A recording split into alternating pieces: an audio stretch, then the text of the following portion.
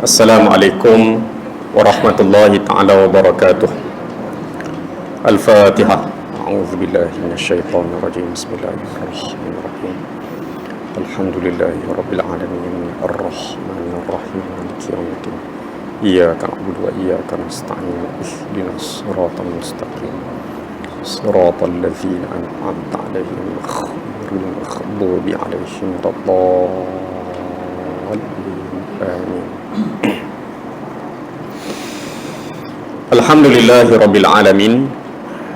Wassalatu wassalamu ala asyrafil anbiya'i wal mursalin wa ala alihi wa ashabihi ajma'in.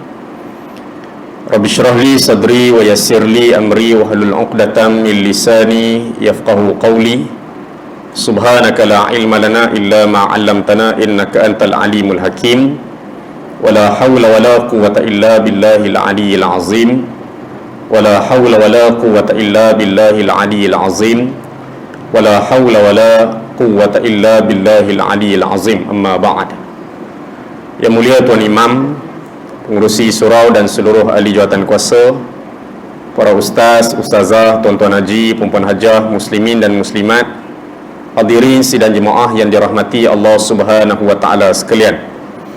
Alhamdulillah, kita panjatkan setinggi-tinggi kesyukuran kepada Allah Subhanahu wa taala kerana dengan limpahan rahmat dan kurniaan daripadanya kita berpeluang untuk sama-sama hadir pada malam yang berbahagia ini bagi mengikuti kuliah maghrib dui mingguan setiap hari Selasa yang pertama dan Selasa yang ketiga pada setiap bulan, untuk sama-sama kita mengikuti pengajian sirah 4 khalifah selepas daripada kewafatan Nabi sallallahu alaihi wasallam, sebagai lanjutan ataupun kesinambungan daripada kitab sirah Nabi sallallahu alaihi wasallam yang telah kita tamatkan beberapa bulan lepas.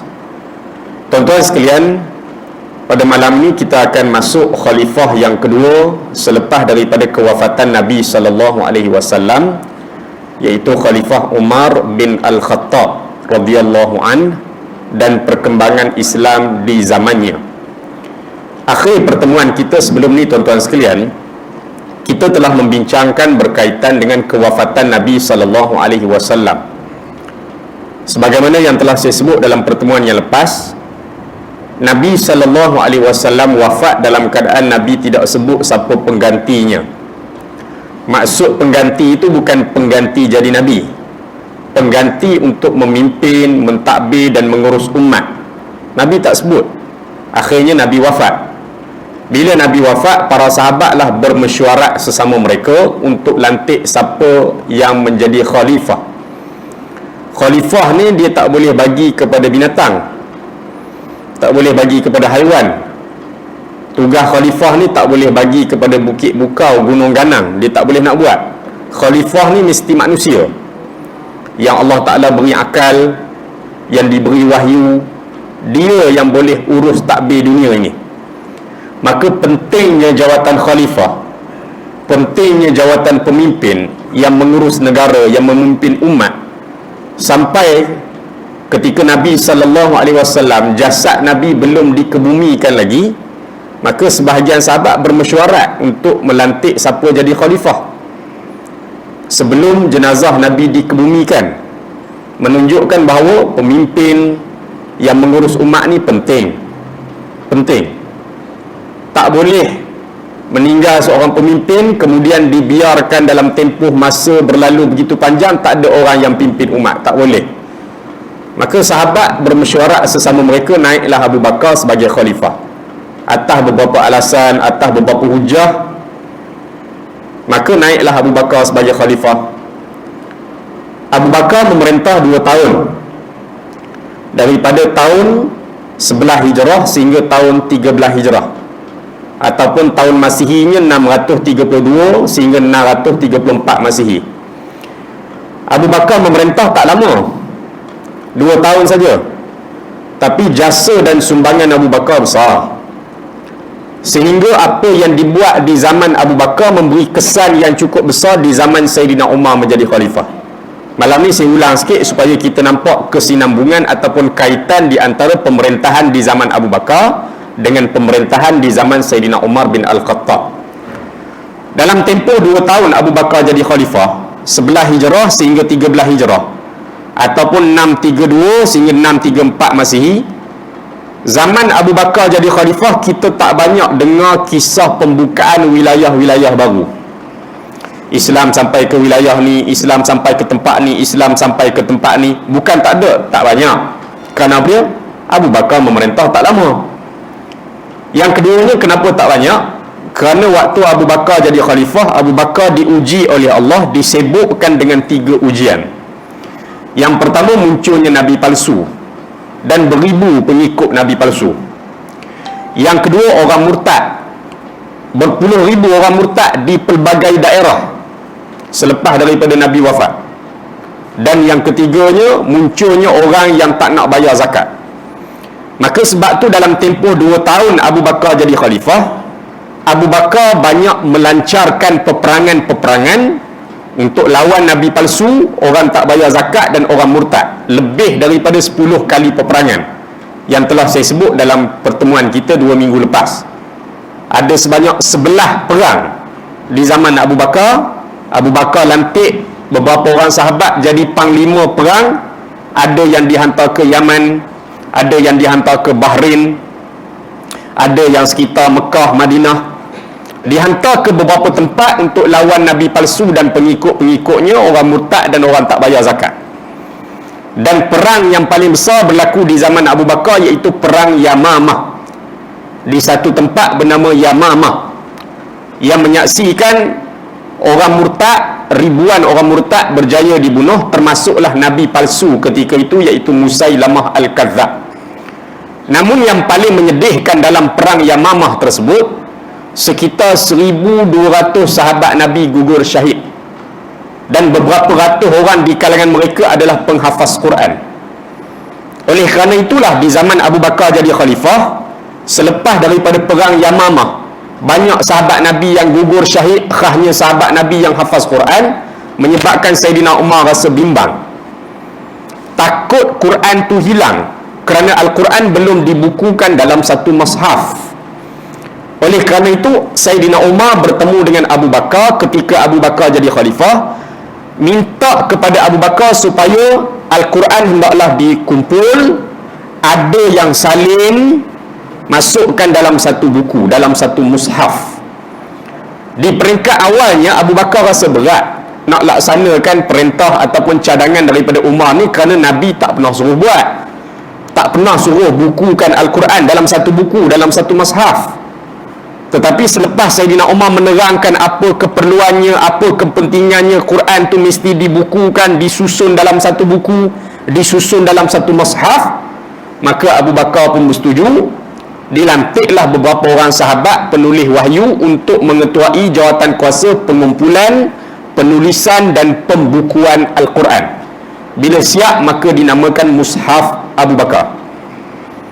2 tahun Abu Bakar memerintah, kemudian Abu Bakar diuji oleh Allah dengan sakit, kemudian dia meninggal dunia setelah 2 tahun melaksanakan amanah sebagai khalifah dan melakukan jasa yang cukup besar.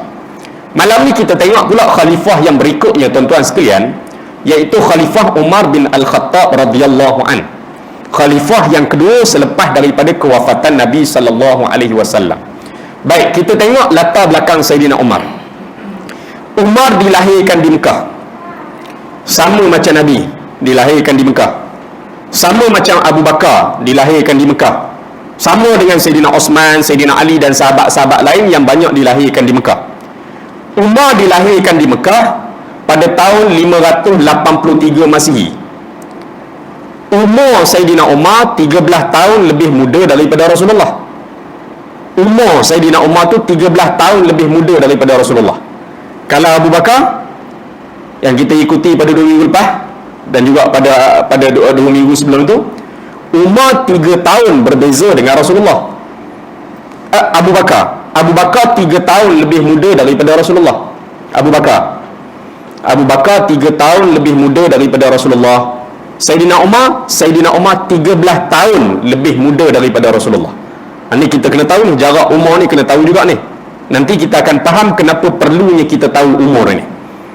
Nanti bila sampai pada topik yang berikutnya, nanti kita akan faham apa keperluan untuk kita tahu umur-umur para sahabat ni. Abu Bakar bezanya dia muda 3 tahun daripada Nabi. Saidina Umar 13 tahun lebih muda daripada Rasulullah. Nama sebenar Saidina Umar, Umar bin Al-Khattab bin Nufail bin Abdul Uzza. Umar bin Al-Khattab bin Nufail bin Abdul Uzza. Selalu kita sebut Umar Al-Khattab. Orang Arab ni biasanya di belakang nama dia ada Al tu. Al tu biasanya gelaran lah. Gelaran-gelaran lah. Abu Bakar As-Siddiq kan. Jadi bila orang Arab ada Al di belakang tu, akhirnya kita dok anggapkan semua Al di belakang tu gelaran. Jadi kita pun dok ingat Umar Al-Khattab. Al-Khattab tu gelaran. Bukan. Al-Khattab tu memang nama ayah Saidina Umar. Jadi Umar bin Al-Khattab. Al-Khattab tu memang nama ayah dia, bukan gelaran Saidina Umar. Umar bin Al-Khattab bin Nufail bin Abdul Uzza. Mak Saidina Umar namanya Hantamah. Saidina Umar ni dia daripada kabilah Bani Adi. Macam kita belajar sirah Nabi Muhammad dulu. Nabi Muhammad ni orang Arab. Saidina Umar pun orang Arab. Abu Bakar pun orang Arab. Nabi orang Arab daripada kabilah Quraisy. Kabilah ni maksudnya puak lah. Macam kita di Malaysia ni ada Melayu, Cina, India. Ni puak-puak yang besar yang ada dalam sesebuah negara. Di tanah Arab ketika itu, puak yang besar duduk di Mekah tu kabilah Quraisy. Dan dalam kabilah Quraisy tu ada pula keluarga-keluarga besar. Keluarga orang ni, keluarga orang ni, keluarga orang ni. Contoh Nabi. Nabi orang Arab. Kabilahnya kabilah Quraisy. Keluarga besar Nabi keluarga Bani Hashim. Apa makna Bani? Bani ni maksudnya anak-anak, cucu, cicit, keturunan. Jadi Nabi ni daripada Bani Hashim. Nabi orang Arab daripada kabilah Quraisy, daripada Bani Hashim. Maksudnya apa dia? Anak, cucu, cicit Hashim. Kerana tok Nabi ada nama Hashim. Muhammad bin Abdullah bin Abdul Muttalib bin Hashim. Maka orang Arab ni satu kebanggaan bagi mereka bila mereka sandarkan nama keluarga mereka kepada nama tok nenek moyang mereka. Khasnya bila tok nenek moyang mereka tu pernah jadi pemimpin, tokoh-tokoh dalam masyarakat. Jadi untuk mudah kenal, orang tanya dia daripada keluarga siapa? Dia keluarga Bani Hashim. Bila sebut Hashim, orang Mekah tahu dah Hashim ni siapa dia. Macam tu juga Saidina Umar. Saidina Umar ni orang Arab daripada kabilah Quraisy, daripada keluarga Bani Adi. Saidina Umar orang Arab daripada kabilah Quraisy, daripada keluarga Bani Adi. Maksudnya apa dia? Anak, cucu, cicit Adi. Ada tok nenek moyang dia nama Adi. Ain Dalia, Adi. Jadi orang Arab gitu. Jadi kalau tuan-tuan nak buat keluarga tuan-tuan Bani apa buat Tapi kena ingat nama tok nenek moyang atas tu. Salahnya kita ingat dua orang atas lepas tu tak ingat dah lepas tu siapa dia paling banyak siapa ya sampai berapa ingat. Biasanya kadang-kadang kita ingat tu sampai tok sikit, lepas tu atas tu sikit, lepas tu siapa nama tak tahu dah tak tahu dah. Jadi kalau tuan-tuan orang tanya daripada keluarga Bani apa, letak nama dulu, tok nenek moyang dulu hak pernah jadi tokoh dalam masyarakat ke, letak saya nak letak nama anak ayah saya boleh daripada keluarga siapa? Bani Ismail, anak cucu cicit Ismail, boleh Jadi akan datang saya boleh cerita lah kat anak cucu cicit ni, tok kita dulu nama Ismail. Jadi Bani apa ni? Bani Ismail. Tuan-tuan buatlah Bani apa tuan-tuan nak buat. Orang Arab memang macam tu. Dia ada satu kebanggaan kepada keluarga besar dia tu. Baik, jadi Saidina Umar daripada kabilah, daripada keluarga Bani Adi. Saidina Umar ni anaknya ramai. Anak Saidina Umar 12 orang. Anak Saidina Umar ni 12 orang. 6 lelaki, 6 perempuan. Abdullah, Abdul Rahman, Zaid, Ubaidillah, Asim, Iyad, Yang perempuannya pula, tuan-tuan sekalian, anak Saidina Umar yang perempuan pula, yang pertama Hafsah, Ruqayyah, Fatimah, Safiyah, Zainab dan Ummu Walid. Ada beberapa orang anak Saidina Umar ni sama nama dengan anak Nabi, kan? Abdullahnya, Fatimahnya, kan? Baik. Kalau kita baca hadis Nabi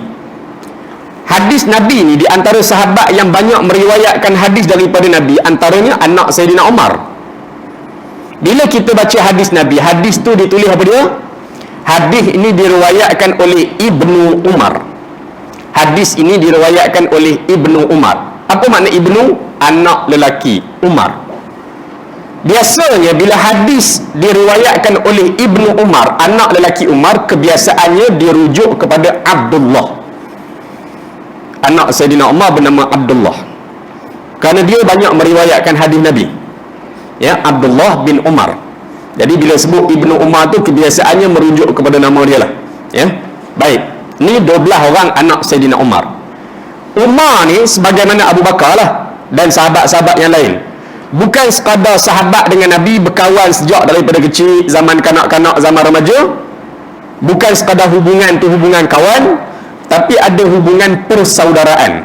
Contoh Abu Bakar yang kita baca sebelum ni, yang kita ikuti sebelum ni. Abu Bakar bukan sekadar sahabat Nabi yang berkawan dengan Nabi daripada kecil, zaman remaja. Bahkan Abu Bakar dengan Nabi ada hubungan kekeluargaan. Ada hubungan kekeluargaan, iaitu keluarga Nabi dengan keluarga Abu Bakar ada pertemuan pada datuk Nabi yang ke-6, kalau tak silap saya, ya, Murrah. Daripada situ ada cantuman ataupun hubungan kekeluargaan dengan keluarga belah Abu Bakar. Jadi bukan sekadar sahabat, ada hubungan kekeluargaan. Apatah lagi selepas Nabi berkahwin dengan anak Abu Bakar, iaitu Aisyah radhiyallahu anha, lagilah rapat hubungan tersebut. Begitu juga Saidina Umar. Saidina Umar bukan sekadar sahabat Nabi, berkawan sejak daripada kecil lagi, kenal dah, tapi Saidina Umar dengan Nabi juga ada hubungan kekeluargaan. Hubungan kekeluargaan iaitu apabila Nabi berkahwin dengan anak Saidina Umar. Hak sebelum ni kahwin dengan anak Abu Bakar, Aisyah. Kemudian Nabi juga pernah berkahwin dengan anak Saidina Umar. Siapa dia anak Saidina Umar? Hafsah. Hafsah, ya. Baik. Iaitu bila Nabi berkahwin dengan anak Saidina Umar bernama Hafsah. Bila Nabi berkahwin dengan Hafsah? Nabi berkahwin dengan Hafsah pada tahun ketiga hijrah. Artinya dah berhijrah ke Madinah. Bila dah berhijrah ke Madinah, tahun ketiga hijrah, Nabi berkahwin dengan Hafsah. Apa cerita Hafsah ni, tuan-tuan sekalian? Cerita Hafsah ni, baik, cerita Hafsah ni, dia ni rupanya dah pernah berkahwin. Hafsah ni dah pernah berkahwin. Mana pergi suami dia? Dan siapa suami dia? Hafsah ni dah pernah berkahwin. Nama suaminya Khunais. Khunais bin Huzafah As-Sahmi. Khunais bin Huzafah As-Sahmi ni syahid dalam peperangan Badar. Perang Badar, perang besar kali pertama bila Nabi hijrah ke Madinah. Perang besar kali pertama bila Nabi hijrah ke Madinah. Perang Badar berlaku pada bulan Ramadan tahun kedua hijrah. Dalam perang tersebutlah suami Hafsah ni syahid. Namanya Khunais bin Huzafah As-Sahmi. Tahun ketiga hijrah, iaitu setahun selepas daripada perang Badar, Nabi berkahwin dengan Hafsah. Selepas Hafsah kematian suaminya dalam perang Badar pada tahun kedua hijrah. Baik, tadi saya sebut pada tuan-tuan sekalian, Umar Al-Khattab. Al-Khattab bukan gelaran. Al-Khattab memang nama ayah Umar, ayah Saidina Umar. Jadi Saidina Umar ni gelaran dia apa dia? Apa dia gelaran Saidina Umar? Sahabat Nabi ni banyak gelaran, dan kebanyakan gelaran-gelaran ni gelaran yang diberikan oleh Nabi.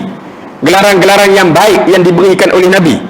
Nak puji kerana sifat dia, akhlak dia, sebagai motivasi kepada dia, supaya orang contohi dia. Maka banyak sahabat-sahabat ni yang diberi gelaran-gelaran yang baik oleh Nabi. Contohnya Abu Bakar diberi gelaran As-Siddiq, orang yang sentiasa membenarkan apa yang Nabi sampaikan. Umar juga ada beberapa gelaran. Antara gelaran Saidina Umar, Abu Hafs. Ha Fa Sad. Hafs. Abu Hafs maknanya bapak singa. Antara gelaran Sayyidina Umar, Abu Hafs, bapak singa. Siapa berani dengan Sayyidina Umar? Siapa berani? Orang dengar nama Sayyidina Umar itu pun beluh lah. Abu Hafs, bapak singa. Adapun gelaran yang diberikan oleh Rasulullah sallallahu alaihi wasallam kepada Sayyidina Umar, iaitu Umar Al-Faruq. Al-Faruq maksudnya pemisah di antara hak dan batil. Bila Nabi kata benda tu hak, dialah yang bangkit pertahankan benda tu hak. Bila Nabi kata benda tu batil, dialah yang bangkit pertahankan benda tu batil. Bila Quran kata benda tu hak, dialah yang bangkit pertahankan. Bila Quran sebut benda tu batil, dialah yang bangkit sungguh-sungguh pertahankan benda tu adalah batil. Maka Nabi gelar Umar, Umar Al-Faruq. Al-Faruq maksudnya pemisah di antara hak dan batil. Baik, ini di antara gelaran Sayyidina Umar, Abu Hafs dan juga Al-Faruq. Yang kedua, tuan-tuan sekalian, kita nak tahu sikit sebagaimana sebelum ni kita tahu tentang Abu Bakar, dia punya peribadi dia, akhlak dia, sifat dia. Malam ni kita nak tahu juga sedikit sebanyak tentang peribadi ataupun karakter, sifat-sifat yang ada pada Sayyidina Umar. Saya pilih beberapa lah, ada 5-6 benda yang saya catatkan. Banyaklah peribadi Sayyidina Umar ni, sifat baiknya, banyaklah. Saya ambil 6 saja.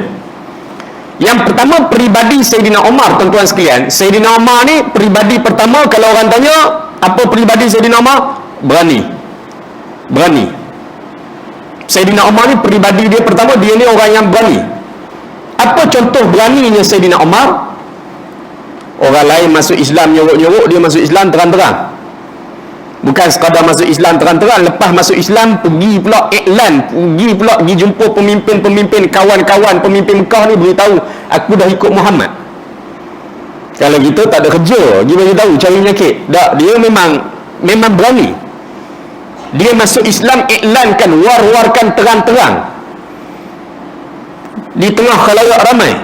Kemudian bertemu pula dengan pemimpin-pemimpin Mekah. Bukan orang lain pemimpin Mekah ni, kawan dia juga. Kawan duduk melepak sekali, kawan duduk dalam syorak, kawan duduk dalam majlis sekali. Umar pergi beritahu pada mereka, aku dah ikut Muhammad. Ada siapa yang nak halang? Ada siapa yang nak halang aku? Orang tak berani kata apa? Umar berani.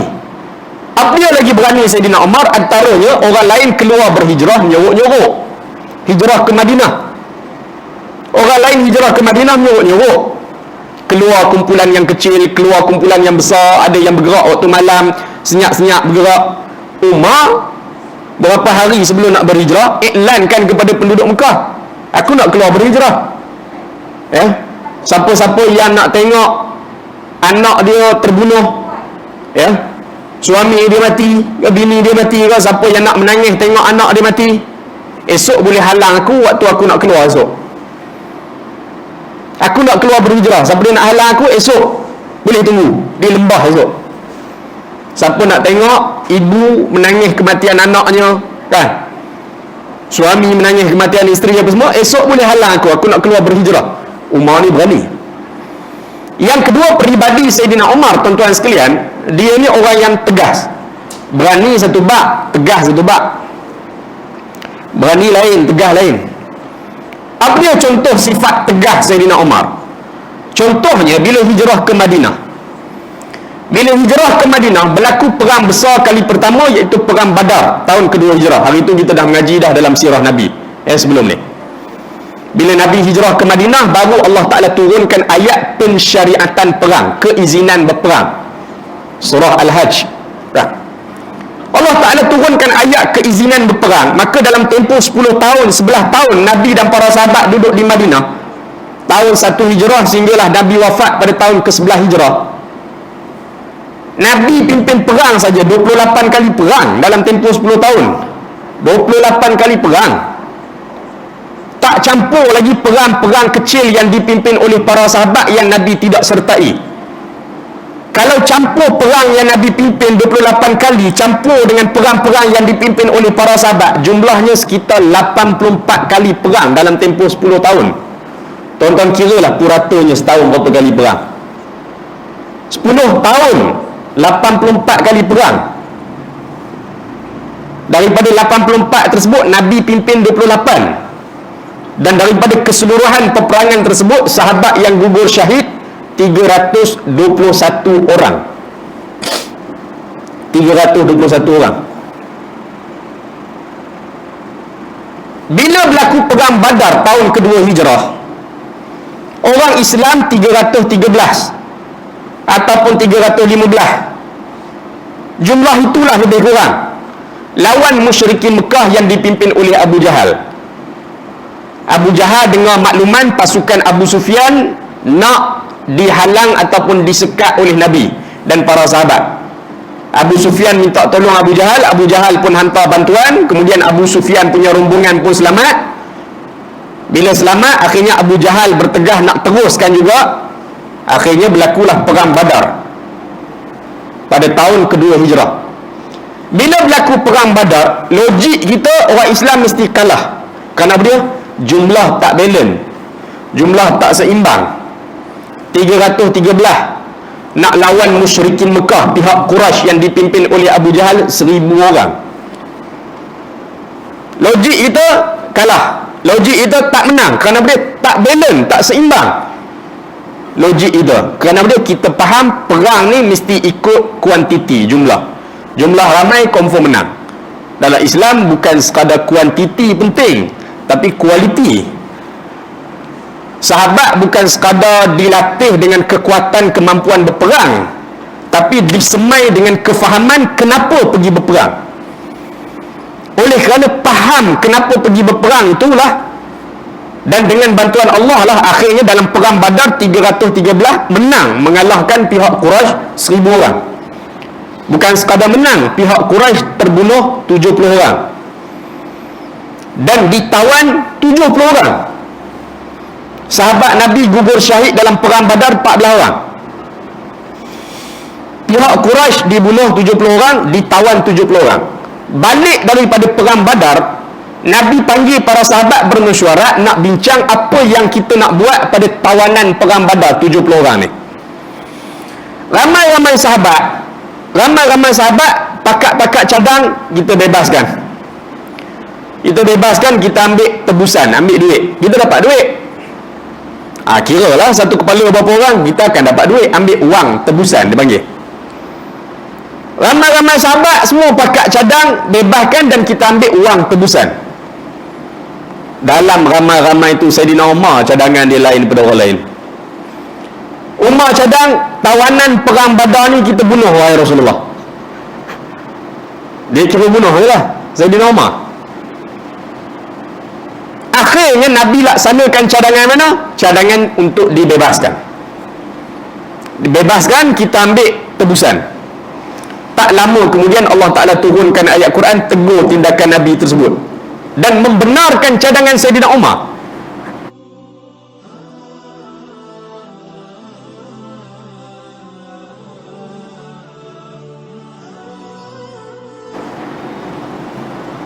Allah Ta'ala tegur tindakan tersebut. Tak sepatutnya bagi seorang Nabi ada tawanan. Khasnya di awal permulaan perjuangan ini. Artinya untuk perang besar kali pertama ni sepatutnya tawanan perang Badar tu dibunuh. Untuk apa? Nak beri pengajaran kepada pihak Quraisy dan mana-mana orang-orang yang bermusuh dengan kita supaya lepas ni hati-hati. Maksudnya dia, jangan buat lebih kurang dengan kami. Kami pun ada harga diri, kami pun ada maruah, kami pun mampu bangkit untuk lawan. Artinya dia untuk kali pertama ni kena beri pengajaran cukup-cukup supaya orang lain lepas ni tak buat lebih kurang dengan kita. Tiba-tiba Nabi bebaskan dan Nabi tolak cadangan Saidina Umar. Allah Ta'ala turunkan ayat Quran menegur tindakan Nabi dan membenarkan cadangan Saidina Umar. Kita nak kata Nabi silap ke? Tak. Daripada sudut yang lain ada hikmahnya. Nabi melihat daripada sudut dakwah. Nabi melihat daripada sudut dakwah, mudah-mudahan dengan kita bebaskan mereka, kita tunjukkan sikap kita tak balas dendam, mudah-mudahan satu waktu nanti mereka dapat hidayah. Kalau mereka tak dapat hidayah pun anak cucu cicit mereka mudah-mudahan tengok akhlak kita, tengok perangai kita, tengok sikap pemaaf kita, boleh bebaskan mereka. Nabi melihat daripada sudut itu. Ya. Baik. Ini tegas Saidina Umar dalam bab tawanan perang Badar. Sehingga Allah Ta'ala menerima cadangan daripada Saidina Umar itu, membenarkan cadangan daripada Saidina Umar itu. Yang ketiga, tuan-tuan sekalian, apa lagi peribadi ataupun karakter sifat yang ada pada Saidina Umar? Dia ni adil. Adil bukan sebagaimana adil yang difahami oleh masyarakat Melayu kita pada hari ini. Apa adil yang masyarakat kita faham? Adil yang difahami oleh masyarakat kita ni sama rata, sama banyak. Bila raya, hak anak ni pun kita bagi RM10, hak anak ni pun kita bagi RM10. Adil. Adil. Saya bila sebut cerita adil ni teringat Ustaz Ismail kamu. Ustaz Ismail kamu kalau dalam kuliah dia selalu dia bagi contoh ni. Dia kata orang kita ni bab adil ni selalu salah faham. Ya. Anak lelaki dibelikan songkok, yang perempuan pun dibelikan songkok. Kenapa Pak Haji anak perempuan pun beli songkok? Adil. Tu bukan adil tuan-tuan, tu bangang. Kan Ustaz Ismail kamu kan contoh lah. Dia kata, kalau budak tu umur budak sekolah rendah darjah 6 dengan adiknya darjah 1, yang ni bagi aiskrim 1, yang besar pun bagi aiskrim 1, alasan apa dia? Adil. Tu bukan adil. Bila adil, yang besar tu makan aiskrim kecil cepat habis, kena beli 2 untuk dia. Hak darjah 1 tu, 1 pun tak habis-habis lagi, duk meleleh kat tapak tangan ni. Maka adil artinya dia letakkan 1 kena pada tempat. Umur ni padan ke aiskrim 1? Tak padan. Dah lah aiskrim tu kecil, kena beli 2 untuk dia. Hak darjah 1 ni, darjah 1 ni padan bagi kat dia aiskrim 1, kerana dia 1 tu tak habis-habis, duk meleleh kat tapak tangan saja. Tu adil dalam Islam, letakkan 1 kena pada tempat. Maksudnya apa dia? Bila Saidina Umar naik jadi khalifah, Saidina Umar melaksanakan pemerintahan seadil-adilnya. Apa dia contoh adil Saidina Umar? Kalau orang tu salah, salah. Kalau orang tu sepatutnya dihukum, dihukum. Dia anak orang biasa ke, anak rakyat biasa ke, anak orang jawatan ke, ada jawatan ke ayah dia, ada pengaruh ke, salah kena kata salah. Itulah adil. Itulah adil. Yang buat salah tu anak orang biasa, kena kata salah. Yang buat salah tu anak orang besar, kena kata salah. Kalau anak orang biasa hukumannya kena bayar denda banyak ni, anak orang besar pun begitulah juga. Itulah adil, meletakkan 1 kena pada tempatnya. Antara contoh keadilan Saidina Umar, khasnya waktu dia naik jadi khalifah, Saidina Umar pernah menghukum anak gubernur. Anak gubernur. Bila Islam berkembang ke banyak wilayah-wilayah baru, Islam berkembang ke banyak kawasan-kawasan baru, kawasan-kawasan yang Islam telah sampai ni dilantik gubernur. Gubernur di Mesir, gubernur di Oman, gubernur di Bahrain, ya, gubernur di Syam, gubernur di Afrika, gubernur di Iraq, di Basrah. Lantik gubernur. Zaman Saidina Umar jadi khalifah, ada seorang sahabat yang dilantik menjadi gubernur di Mesir. Namanya Amru bin Al-As. Kat tempat kita ada Masjid Amru Al-As. Mana kat Sentul? Amru bin Al-As, dia jadi gubernur di Mesir di bawah pemerintahan Saidina Umar sebagai khalifah. Khalifah lagi besar lah. Bawah Saidina Umar ada beberapa orang gubernur. Antara sahabat yang jadi gubernur Amru bin Al-As. Amru bin Al-As jadi gubernur di Mesir.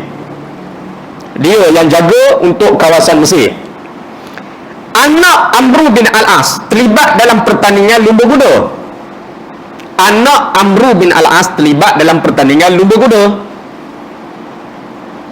Bila terlibat dalam pertandingan lumba kuda, dia lawan lumba kuda ni dengan seorang lelaki kulit hitam.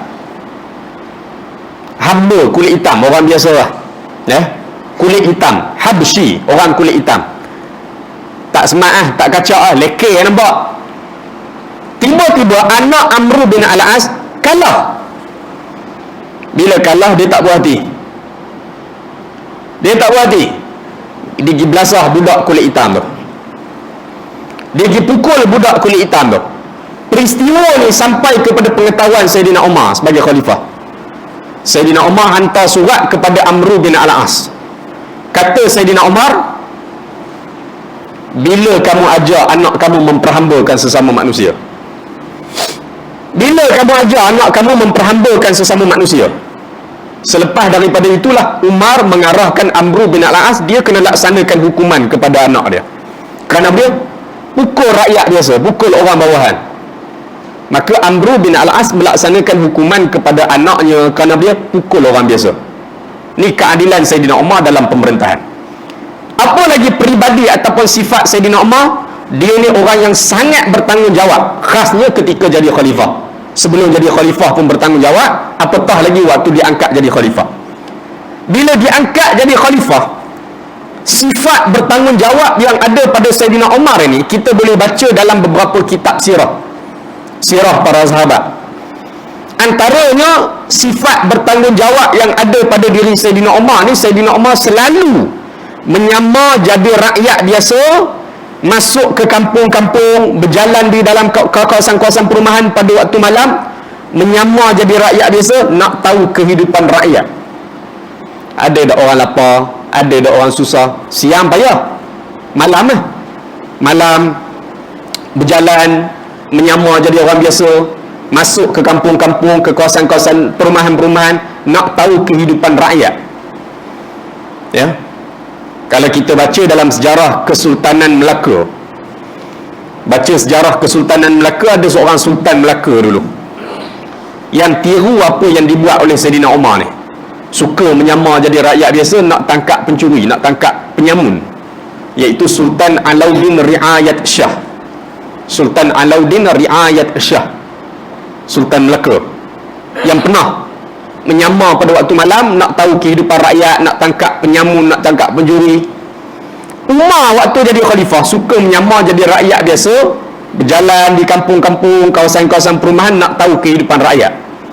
Tuan-tuan sekalian, berlaku satu peristiwa yang sangat masyhur. Pernah satu ketika Sayyidina Umar berjalan di satu kawasan perumahan, tiba-tiba Sayyidina Umar terdengar perbualan dua beranak, seorang ibu dengan anak perempuannya. Makcik dengan anak perempuan dia berbual. Sayyidina Umar dengar, teliti. Oh, dua beranak ni kerjanya apa dia? Jual susu kambing di pasar. Makcik ni, mak ni sebut pada anak dia, kita sekarang ni masalah, jualan kita tak berapa laku dah. Kerana dia ramai pedagang-pedagang, ramai peniaga-peniaga yang curang di pasar, yang menipu.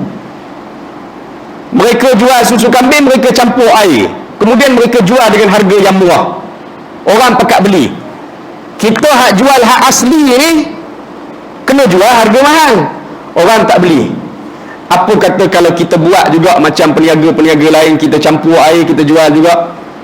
Kalau tak letih kita, kewangan kita pun tak cukup, kita campur air macam mana? Terkejut budak ni bila mak dia cadangkan macam tu. Dia kata tak boleh kan? Tak boleh. Kalau Khalifah Umar tahu macam mana? Waktu tu orang tak takut kat orang lain dah. Jangan Umar, orang lain tak apa, jangan Umar. Kalau Khalifah Umar tahu bagaimana? Kata mak budak ni pada anak perempuan dia, tak apa, Khalifah Umar tak tahu kan? Kita buat senyap-senyap, Khalifah Umar tak tahu. Budak ni tak putus asa, pujuk mak dia. Dia kata, mak, ibu, Khalifah Umar tak tahu perbuatan kita, Tuhan Umar tahu. Khalifah Umar tak tahu, Tuhan Umar tahu. Terkejut makcik ni bila anak dia beri peringatan macam tu. Tak jadi dia nak buat perbuatan curang tu. Kerana dia ramai peniaga lain duk buat macam tu, tak jadi dia buat. Selepas Sayyidina Umar dengar perbualan inilah, menarik perhatian Sayyidina Umar. Sayyidina Umar balik ke rumah, bincang dengan anak dia. Aku jumpa dah calon untuk kamu. Budak perempuan jujur sungguh di satu kampung, satu tempat. Aku nak nikahkan kamu dengan dia. Akhirnya Sayyidina Umar hantar utusan pergi bertemu dengan orang perempuan ni. Perempuan ni terkejut. Rupanya malam dia duduk bersembang dengan anak dia dalam rumah tu, Umar duduk dengar dia cakap. Rupanya terkejut dia, takut Umar ambil tindakan. Rupa-rupanya Sayyidina Umar hantar utusan nak nikahkan anaknya dengan budak perempuan ni, anak makcik ni. Akhirnya berlakulah perkahwinan anak Sayyidina Umar dengan budak perempuan ni, anak makcik ni. Siapa dia anak Sayyidina Umar? Asim. Berkahwinlah dengan budak perempuan ni, Asim. Bila berkahwin, maka daripada situlah lahirnya zuriat Sayyidina Umar, antaranya Umar bin Abdul Aziz, khalifah dalam kerajaan Islam Bani Umayyah. Nanti kita akan sampai pada tajuk itu. Selepas daripada kerajaan Islam Madinah, Abu Bakar, Umar, Uthman, Ali, kemudian tertegak kerajaan Islam Bani Umayyah berpusat di Syria. Ada berapa orang khalifah kerajaan Bani Umayyah ni? Antaranya Khalifah Umar bin Abdul Aziz. Ni cucu cicit Sayyidina Umar hasil daripada perkahwinan tersebut. Anak Sayyidina Umar, Asim, kahwin dengan budak perempuan ni. Antara sifat bertanggungjawab Sayyidina Umar lagi, peribadi Sayyidina Umar dalam bab bertanggungjawab, pernah berlaku satu peristiwa. Sayyidina Umar dengan seorang sahabat berjalan di satu kawasan perkemahan, kemah. Ada beberapa orang yang duduk dalam kawasan kemah. Sayyidina Umar tengok seorang perempuan sedang masak satu masakan di atas api, tak siap-siap. Punya lama dia masak apa tak tahu. Dalam masa yang sama, dalam kemah tersebut, Sayyidina Umar dengar suara tangisan budak yang tak berhenti-berhenti. Sayyidina Umar pergi tanya pada makcik tu, apa cerita masak tak siap-siap lagi, duk masak apa? Yang budak menangis itu apa cerita? Maka perempuan ni sebut kepada Umar, dia kata, tuan, anak saya kelaparan, nangis tu, makanan tak ada, dan aku tak ada apa makanan yang boleh disuapkan ke mulut dia untuk bagi dia diam. Jadi aku buatlah masakan. Dalam periuk aku ni tak ada apa pun, aku masak ketul batu. Padan tak masak, duk masak ketul batu, memang tak masak lah. Punya nak bagi anak dia tu berhenti menangis, masak ketul batu. Lama lagi ketul batu tak masak, anak tu pun senyap lah. Tak senyap-senyap juga. Akhirnya perempuan ni mengeluh. Dia mengeluh depan Sayyidina Umar. Dia tak tahu dia tengah bercakap dengan Sayyidina Umar. Dia mengeluh depan Sayyidina Umar. Dia tak tahu dia tu tengah bercakap dengan khalifah. Dia mengeluh. Malangnya hidup dia ni duduk di bawah Khalifah Umar yang tak bertanggungjawab kepada orang di bawah ni. Mengeluh dia. Sahabat Sayyidina Umar tu hampir-hampir tegur makcik ni. Makcik ni Khalifah Umar. Umar halang dia, jangan beritahu, duduk dia. Akhirnya Umar ajak sahabat ni balik, kita pergi ke Baitul Mal, ambil makanan, ambil gandum di Baitul Mal. Daripada situ patah balik pergi ke kemah makcik ni punya jauh. Nampak Sayyidina Umar tu penat, sampai sahabat ni minta kepada Sayyidina Umar, kita bergilir angkat guni makanan gandum ni, kita bergilir angkat. Umar kata tak boleh, biar aku angkat. Ya, biar aku angkat. Beban ni aku yang bertanggungjawab di hadapan Allah nanti pada hari akhirat. Kamu tak boleh pikul beban ni. Aku yang bertanggungjawab di hadapan Allah pada hari akhirat kelak. Kerana dia ada rakyat susah seperti ni, aku yang kena bertanggungjawab. Ni sifat Sayyidina Umar waktu naik jadi khalifah. Apa lagi peribadi Sayyidina Umar? Sayyidina Umar amanah sungguh. Daripada zaman sebelum jadi khalifah sampailah naik jadi khalifah. Antara sifat amanah Sayyidina Umar waktu jadi khalifah, pernah anak Sayyidina Umar mengadap Sayyidina Umar di pejabat. Pada satu malam, Umar tanya nak bincang hal apa? Nak bincang masalah awam, masalah negara, nak cerita tentang hal orang ramai ke, nak cerita tentang masalah keluarga kita, urusan peribadi. Bila tahu urusan peribadi, Sayyidina Umar padamkan lampu-lampu yang berada dalam pejabat dan bawa keluar lampu yang dia bawa sendiri, pelita yang dia bawa sendiri. Sampai anak Sayyidina Umar rasa pelik dengan tindakan Sayyidina Umar. Umar kata, kita nak bincang hal keluarga, hal peribadi. Lampu-lampu ni milik kerajaan, dana awam, tak boleh guna sesuka hati untuk hal peribadi. Tak boleh guna sesuka hati untuk hal peribadi. Punya takutnya Sayyidina Umar berkaitan dengan dana awam, duit rakyat, tak boleh guna sesuka hati. Padahal lampu berapa ringgit sangat, berapa jam nak sembang hal keluarga, habis minyak tanah banyak mana? Kalau pakai minyak tanah lah, habis banyak mana? Tapi selagi mana benda tu dana awam milik orang ramai, Sayyidina Umar tak gunakan untuk perbincangan, untuk kegunaan benda-benda melibatkan peribadi hal keluarga. Tak boleh. Ni peribadi Sayyidina Umar waktu sebelum jadi khalifah dan selepas naik jadi khalifah. Apa lagi peribadi Sayyidina Umar yang keenam, tuan-tuan sekalian? Dia ni sahabat yang cergas. Ajak buat apa pun dia cergas, semangat dia. Dan dia orang yang mempunyai semangat dan keazaman yang cukup tinggi.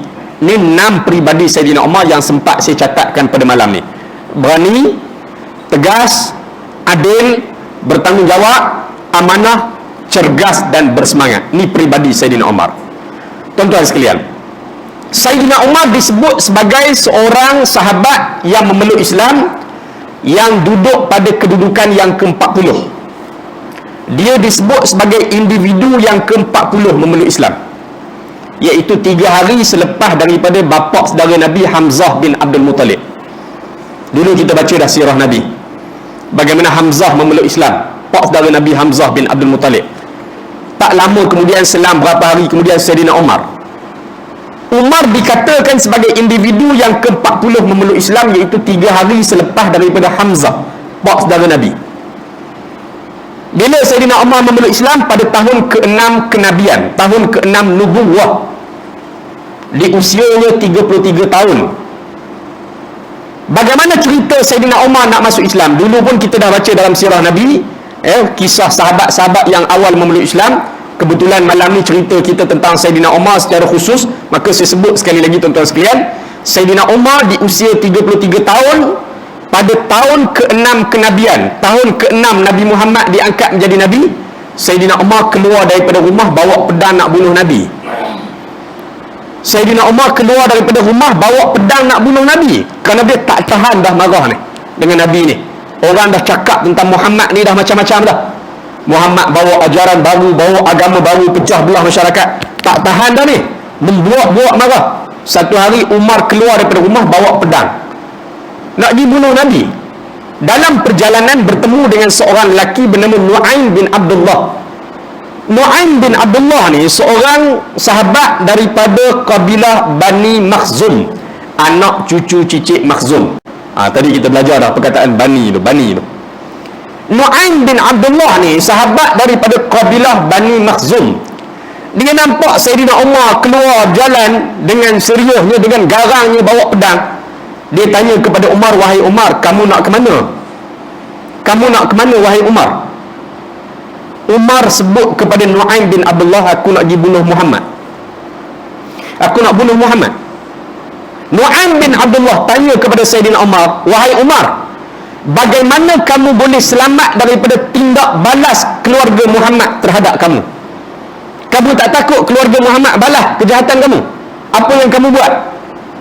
Bagaimana kamu boleh selamat daripada tindak balas keluarga Muhammad di kalangan Bani Hashim dan juga Bani Zahrah?" Belah ayah dia Bani Hashim, belah sini Bani Zahrah. Nabi ni dari keluarga besar, keluarga belah ayah, keluarga belah mak. Bagaimana kamu boleh selamat daripada tindak balas keluarga Muhammad, keluarga Bani Hashim, keluarga Bani Zahrah? Nu'aim bin Abdullah soal Umar. Tersentak Sayyidina Umar sampai Umar tanya kepada Nu'aim bin Abdullah, nampak gaya macam kamu pun dah ikut Muhammad dah gayanya. Banyak sangat tanya ni. Bercakap lain macam ni, macam kamu pun dah ikut Muhammad dah.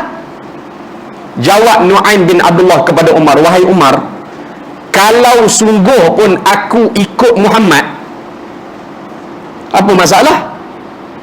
Kalau sungguh pun aku ikut Muhammad, kalau sungguh aku melakukannya, maknanya apa dia? Aku ikut Muhammad, sesungguhnya telah melakukan perbuatan itu orang yang lebih besar haknya ke atas kamu lebih daripada aku pun ada dah buat. Kalau kata aku ikut Muhammad, apa masalah? Kerana ada orang yang lebih besar haknya ke atas kamu lebih daripada aku pun dah ikut Muhammad." Sayyidina Umar terkejut. Sayyidina Umar tanya, "Siapa dia? Apa yang kamu maksudkan ni?" Maka jawab Nu'aim bin Abdullah, "Adik perempuan kamu Fatimah binti Al-Khattab, adik perempuan Sayyidina Umar, dia dah ikut Muhammad. Dan juga suami dia, ipar kamu Sa'id bin Zaid, dah ikut Muhammad. Sayyidina Umar terkejut bila tahu adik perempuan dia dah ikut Nabi, dan suaminya ipar Sayyidina Umar lah, ya. Akhirnya Sayyidina Umar yang asalnya keluar bawa pedang, bengihnya dia nak pergi bunuh Nabi, patah balik pergi rumah adik perempuan dia. Panjanglah cerita ni. Bila sampai di rumah adik perempuan dia ni, ketuk pintu apa semua, masuk, berlakulah pertengkaran, berlakulah pergaduhan, ya, antara Sayyidina Umar dengan adik perempuan dia. Kebetulan takdir Allah pada waktu tu, tuan-tuan sekalian, adik Sayyidina Umar, Fatimah binti Al-Khattab, dengan suaminya Sa'id bin Zaid ketika itu sedang belajar Quran. Siapa tok guru mengaji Quran waktu tu? Yang mengajar Quran pada waktu itu iaitu sahabat Nabi Khabbab Al-Araf. Khabbab Al-Araf ni, kita mengaji sirah Nabi dulu, dia ni di antara sahabat yang diseksa di awal permulaan dakwah begitu teruk. Dia dipanggang di atas bara api oleh tuan dia sampai terkoyak-koyak kulit belakang dia ni. Khabbab Al-Araf. Khabbab Al-Araf lah tengah ajar mengaji di rumah adik perempuan Sayyidina Umar ni. Bila dengar kata Sayyidina Umar datang, meluru dia menyuruh Khabbab Al-Araf yang mengajar Quran ni. Akhirnya berlaku pertengkaran di antara Sayyidina Umar dengan adik perempuan dia Fatimah binti Al-Khattab dan suami Fatimah Sa'id bin Zaid. Ringkas ceritanya, Sayyidina Umar rampas cebisan ayat Quran yang sedang mereka belajar pada waktu tu. Sayyidina Umar ambil, Sayyidina Umar baca, iaitu surah Taha daripada ayat pertama sehingga ayat yang ke-14. Saya sebut ayat ni supaya balik nanti tuan-tuan boleh tengok. Surah Taha ayat 1 sehingga ayat 14. Sayyidina Umar baca ayat ni satu persatu. Dia boleh baca lah bahasa Arab. Sayyidina Umar baca. Bila Sayyidina Umar baca, tuan-tuan sekalian, Sayyidina Umar sebut alangkah indahnya bahasa-bahasanya. Sampailah kepada ayat yang ke-14.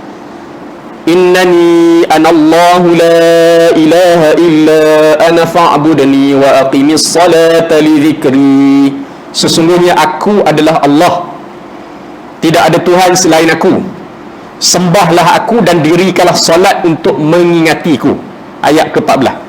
Sampai ayat ni Sayyidina Umar tak tahan Sayyidina Umar. Kata Sayyidina Umar, alangkah indah dan baiknya kata-kata ini. Tunjukkan kepada aku di mana Muhammad, aku nak jumpa dia, aku nak memeluk Islam. Khabbab Al-Araf yang menyorok tadi, yang mengajar Quran tadi, yang menyorok tadi, dengar kata Sayyidina Umar nak masuk Islam, dia meluru keluar bertemu dengan Sayyidina Umar.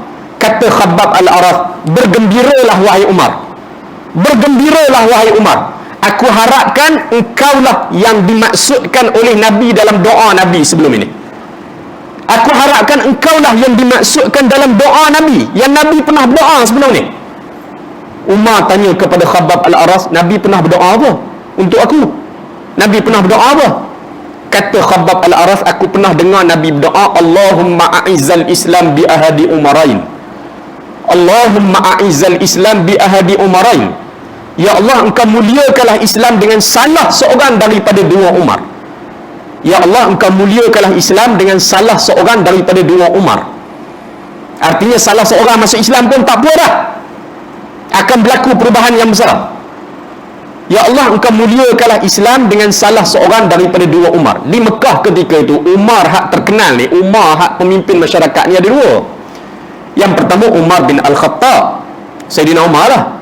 Yang kedua Umar bin Hisham. Umar bin Hisham ni nama Abu Jahal. Abu Jahal yang lawan Nabi sampai mati itu namanya Umar bin Hisham. Nabi doa, ya Allah, engkau muliakanlah Islam dengan salah seorang daripada dua Umar. Takdir Allah, Umar bin Al-Khattab yang Allah Ta'ala pilih memeluk Islam. Khabbab Al-Araf sebut, aku harapkan kamulah yang dimaksudkan dalam doa Nabi sebelum ni. Akhirnya Umar bertemu dengan Rasulullah di sebuah tempat, dikatakan tempat tu di Bukit Safa. Ada yang mengatakan di rumah Al-Arqam bin Abi Al-Arqam, pusat dakwah rahsia ketika itu. Ada yang mengatakan di Bukit Safa. Dan disitulah Sayyidina Umar mengucap dua kalimah syahadat di usianya 33 tahun pada tahun ke-6 kenabian. Bila Sayyidina Umar memeluk Islam, ramai sahabat-sahabat puji keislaman Sayyidina Umar. Kenapa dia? Kesan Sayyidina Umar memeluk Islam tu besar kesannya. Antaranya sahabat Nabi bernama Muhaib bin San'an Ar-Rumi radhiyallahu an. Muhaid bin Sana'an Ar-Rumi radhiyallahu an, dia kata apa dia? Apabila Islamnya Umar, maka Islam tu pun menjadi terang-terangan. Dulu Islam ni benda rahsia, Islam ni benda menyurut-nyurut. Kata dia, apabila Islamnya Umar, maka Islam tu pun menjadi terang-terangan. Seruannya boleh dilakukan secara terbuka. Kami duduk secara berhalaqah di kawasan Kaabah, berkumpul buat bulatan di hadapan Kaabah. Kami boleh tawaf, kami boleh bertindak adil terhadap orang yang berkasar terhadap kami, dan kadang-kadang kami dapat bertindak balas semula. Dulu kalau kami berkumpul depan Kaabah, orang buat apa-apa kami tak mampu nak balas. Tapi bila Umar memeluk Islam, orang buat apa-apa pada kami boleh berlaku adil kepada dia, dan kadang-kadang kami boleh balas pula bila Umar memeluk Islam. Kata Ibnu Mas'ud, Abdullah bin Mas'ud, hampir-hampir kami tidak boleh mendirikan solat berdekatan Kaabah sehinggalah Umar memeluk Islam. Maka sebab tu penting orang-orang yang ada pengaruh, yang gagah, yang berani, ada nama dalam masyarakat ni berubah jadi baik, penting. Kerana dia boleh mempengaruhi orang lain. Boleh mempengaruhi orang lain. Sebab tu Nabi sebut dalam hadis, An-nas ala dini mulukihim. Manusia ni, orang ramai ni, dia mengikut pegangan agama pemerintah mereka. Bila yang atas jadi baik, yang bawah pun akan turut berubah jadi baik. Maka penting, ya. Maka sebab tu Nabi doa seperti itu kepada Sayyidina Umar, dan takdir Allah yang memeluk Islam adalah Umar bin Al-Khattab. Adapun Umar bin Hisham Abu Jahal mati dalam keadaan lawan Nabi sallallahu alaihi wasallam sehinggalah akhir hayatnya. Tuan-tuan sekalian, malam ni kita berhenti setakat itu dulu. Panjang kisah Sayyidina Umar ni, insya-Allah kita akan sambung dalam pertemuan yang akan datang. Kita akan sambung pada topik bagaimana Sayyidina Umar diangkat menjadi khalifah. Kemudian apa ucapan-ucapan penting Sayyidina Umar bila naik jadi khalifah. Kemudian apa sumbangan-sumbangan Sayyidina Umar waktu jadi khalifah, sumbangan dalam bidang pentadbiran, sumbangan dalam bidang dakwah, sumbangan dalam pembangunan negara, ya, sumbangan dalam pembebasan Palestin, apa jasa-jasa Sayyidina Umar, sehinggalah kita akan ikuti nanti bagaimana detik-detik kewafatan Sayyidina Umar bin Al-Khattab yang cukup tragis. Meninggal dunia ketika mana jadi imam solat subuh. Meninggal dunia ditikam ketika jadi imam solat subuh. Dan berapa hari kemudian dia meninggal dunia selepas ditikam ketika mengimamkan solat subuh dengan beberapa orang sahabat-sahabat lain. InsyaAllah kita akan tengok dalam pertemuan yang akan datang. Wallahu ta'ala alam. Cukup sekadar itu dulu untuk malam ni. Mudah-mudahan Allah Ta'ala beri manfaat dan kebaikan untuk kita semua. Aqulu qali hadza wa astaghfirullahal azim li wa lakum wa lisairil muslimina wal muslimat fastaghfiruh innahu huwal ghafurur rahim. Assalamualaikum warahmatullahi ta'ala wabarakatuh. Subhanakallah bihamdika asyhadu an la ilaha illa anta astaghfiruka wa atubu ilaik. Bismillahirrahmanirrahim. Wal 'asr innal insana lafi khusr illa alladhina amanu wa amilus solihati wa tawasaw bil haqq wa tawasaw bis sabr walhamdulillahi rabbil alamin.